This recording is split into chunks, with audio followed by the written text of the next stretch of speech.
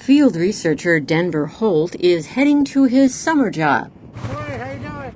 The only way to get to the office is to head out of town on gravel roads and over the windswept tundra around Barrow, Alaska, located more than 300 miles above the Arctic Circle. Holt has been coming here for more than 2 decades to study snowy owls on their breeding grounds. He is monitoring 20 nests during this summer of 2014 in a study area that covers 100 square miles. On this late July day, he's looking for chicks at a nest about 10 miles from town. The trick is to keep moving, scanning the wide open spaces. Another clue, the parents are watching closely. There must be a nest or young nearby. He was just sound asleep, his head down. Each owl that Holt finds is banded when it's large enough. This nest started with 7 eggs. They all hatched, but this small chick is the only survivor. No, they're not biting at my fingers. Usually when they're biting your fingers, they're hungry. It still looks a little stunted in its growth for it. It's about 25, 26 days old. Probably should be a little further from the nest about now. Information for each nest is kept in its own booklet. Egg-laying dates, hatching, and other details about each nest visit. Holt checks back on each nest every few days. At other nests farther out on the tundra, Holt finds chicks that are even younger.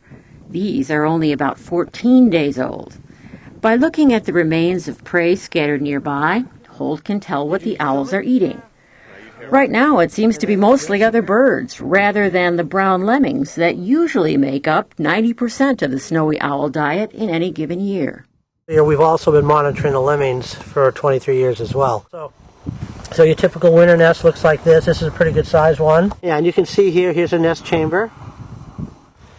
And apparently this keeps them warm enough with good snow cover during the wintertime. Given the clutch sizes of the owls this year, ranging from 3 to 9, but probably in that 6 range, that's a pretty good number. That probably indicated that lemmings, at least in April and May, were relatively high. And for reasons I don't know, they either didn't stay high or they didn't keep going. With fewer lemmings to eat, mortality at the nests is high this summer. Anywhere from 40 to 100% of the chicks in each nest have died so far, most likely because of starvation. At another nest, Holt finds 2 older chicks, about 35 and 36 days old. They become especially beautiful at this stage as white feathers begin replacing their fluffy gray down. They look like they're wearing goggles.